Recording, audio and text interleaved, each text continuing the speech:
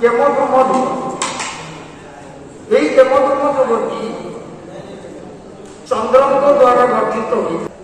ତେବେ ଜ୍ୟୋତିଷ ବନ୍ଧୁ ଆଜି ଆମ ପାଣି ଭଉଣୀ ଯଦି କହିଲେ ଯେ ସମସ୍ତ ଗ୍ରହ ବିଷୟରେ କିଏ କୋଉ ଘରେ ଉଚ୍ଚ କିଏ କୋଉ ଘରେ ମୁଁ ଆଜି ସ୍ୱଳ୍ପ ସମୟ ନେଇଛି। ମୁଁ ଆଜି ଗୋଟେ ଯୋଗ ବିଷୟରେ କହିବି। ଏ ଯୋଗଟି ଏମିତି ଯୋଗ ଯେ ସମସ୍ତ ଆଷ୍ଟ୍ରୋଲୋଜର ବା ଜ୍ୟୋତିଷ ଭାଇ ବନ୍ଧୁମାନେ ତା ଉପରେ ଟିକେ ନଜର ପକାନ୍ତି।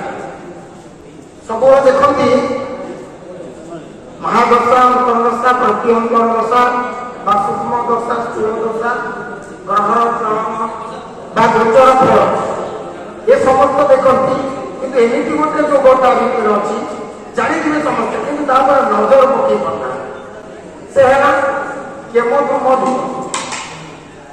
এই কেমোদ্রুম যুগটি চন্দ্রଙ୍କ দ্বারা গঠিত হয়েছে। চন্দ্র মহাগ্রহ যে জলর গঠিত যেমনি আমার ভূ সম্পত্তি 70 ভাগে জল থাকে সেমতি আমার শরীরে মধ্যে সেই মাত্রায় জল থাকে। এই চন্দ্রଙ୍କ দ্বারা তিনোটি জিনিস হুଏ জন ধন এবং মন। এ তিনোটি যোগ হুଏ। কেমিতি কেমোদ্রুম যোগ হুଏ না চন্দ্র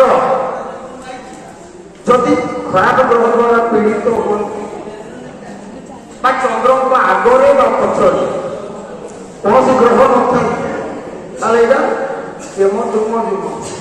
ଏ କେମୋଦ୍ରୁମ ଯୁଗ ଦ୍ୱାରା ଶରୀର ହାନି ହୁଏ, ପ୍ରାଣ ବିପୀଡ଼ା ହୁଏ, ଅର୍ଥ ନଷ୍ଟ ହୁଏ। କାହିଁକି ନା ଗୋଟେ ଶ୍ଲୋକ ଅଛି ତଦେବ ଅନାନ ସୁଦିନ ତଦେବ ତାରା ବଳ ଚନ୍ଦ୍ର ବଳ ତଦେବ। ତାରା ବଳ ଆଉ ଚନ୍ଦ୍ର ବଳ ଯେମିତି ଆମର ଘର ପର୍ବ କହିଥିଲେ ଦିଗ ବଳ ସେମିତି ତାରା ବଳ ନକ୍ଷତ୍ର ବଳ বা চন্দ্র বল ହୁଏ।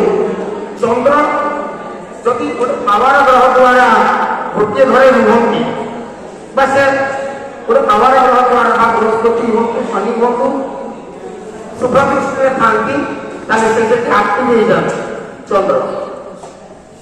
ଆଉ କେମୋଦ୍ରୁମ ଯୋଗ ହୁଏ ଯଦି ଚନ୍ଦ୍ରଙ୍କ ତଳେ ଉପରେ ବା ଗୋଟେ ପଛରେ କୌଣସି ଗ୍ରହ ନଥାନ୍ତି କେମୋଦ୍ରୁମ ଯୁଗ। ଯାହାଦ୍ୱାରା ଧନହାନି ହୁଏ, ଜନସେବାରେ ଅପକୃତି ବି ହୋଇପାରେ ଆଉ ମନ ଶାନ୍ତି ହୁଏନି, ସବୁବେଳେ ବିଚଳିତ ହୁଏ।